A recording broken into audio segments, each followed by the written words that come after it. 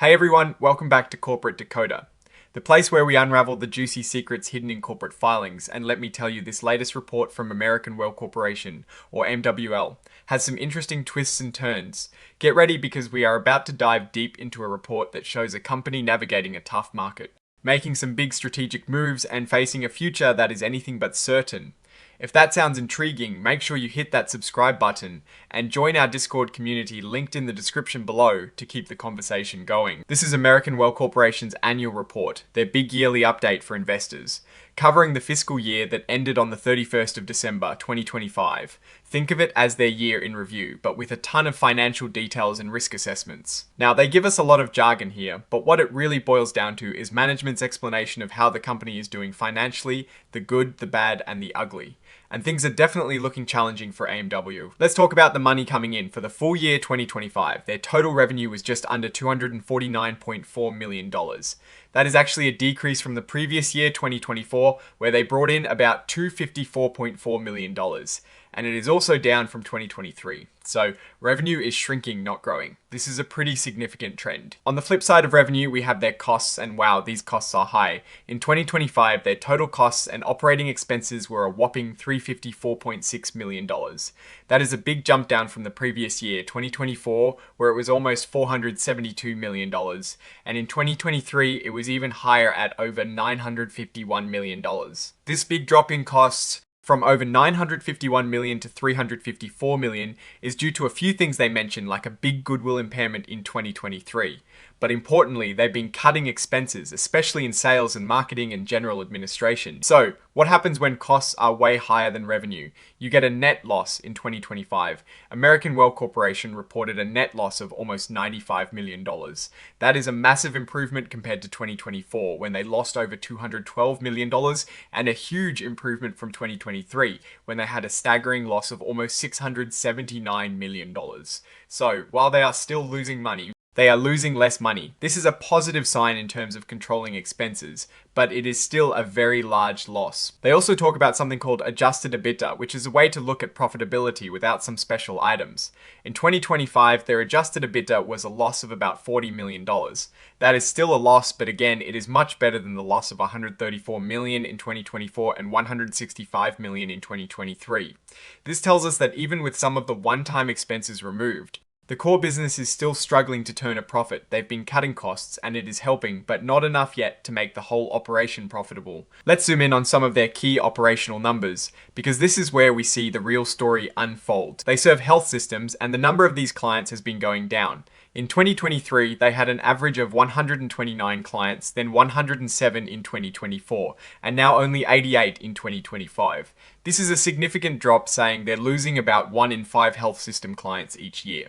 While they mention market consolidation as a reason, losing that many clients is a concern. But here is an interesting twist. Even though they have fewer health system clients, their subscription revenue from them only dropped from about $53.5 million in 2023 to $52 million in 2024, and then to $40.6 million in 2025. This means the clients they do have are maybe signing up for more services or paying more, or the remaining clients are larger. However, their average annual contract value dropped from $488,000 in 2024 to $461,000 in 2025, which suggests that maybe the new clients they are bringing in are smaller. The overall decrease in revenue from this segment, despite a decrease in clients, points to potential challenges in retaining larger clients or attracting new ones at the same value. It is a similar story with health plans. They had 55 clients in 2023, 52 in 2024, and 48 in 2025.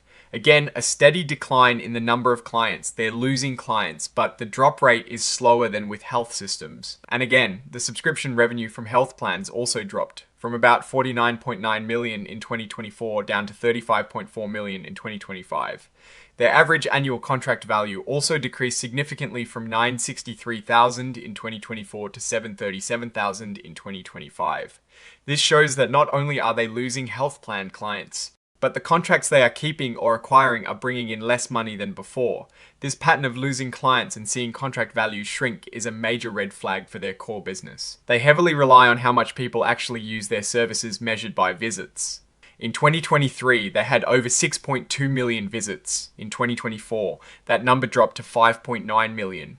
and in 2025 it fell again to 4.5 million visits. That is a substantial drop of about 23% in just 2 years.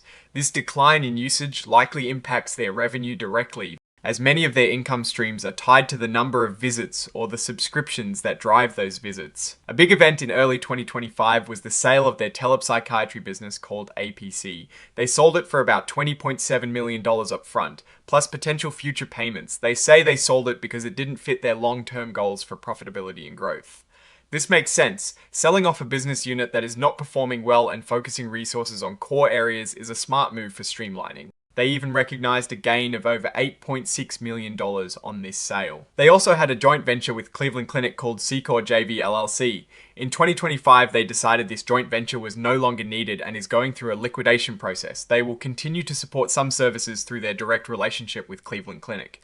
This suggests they are simplifying their partnerships and focusing on more direct business relationships. Now, let's get to the scary part, the risks.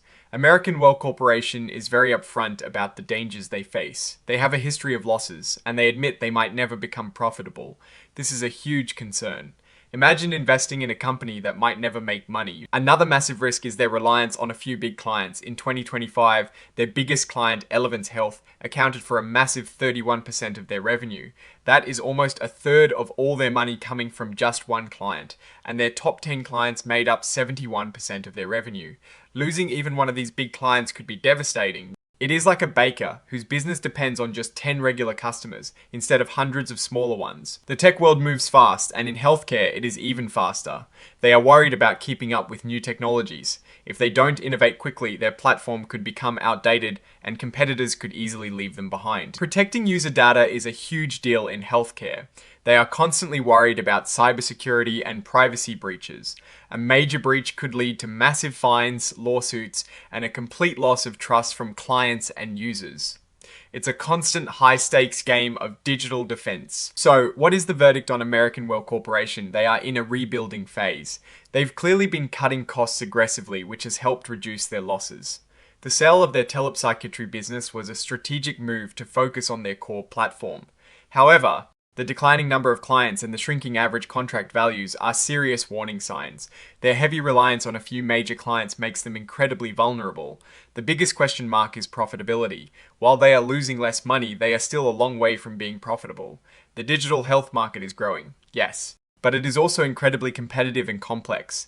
They need to prove they can not only retain their existing clients, but also attract new ones at a sustainable contract value, and most importantly, actually become profitable. Looking at the numbers, it is a mixed bag. Cost reduction is a strength, but revenue contraction and client churn are significant weaknesses. The company's direction seems to be focused on survival and streamlining for now, rather than aggressive growth. The biggest opportunity for them lies in the continued growth of digital health, coupled with their ability to innovate and expand their platform's capabilities to attract and retain clients.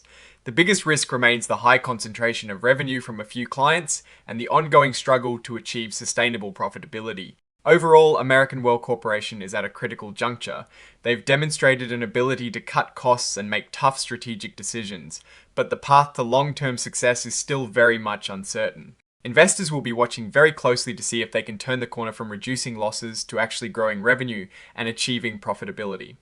Alright, that is our breakdown of American Well Corporation's latest filing. What is your take on these numbers and what they signal for the company's future?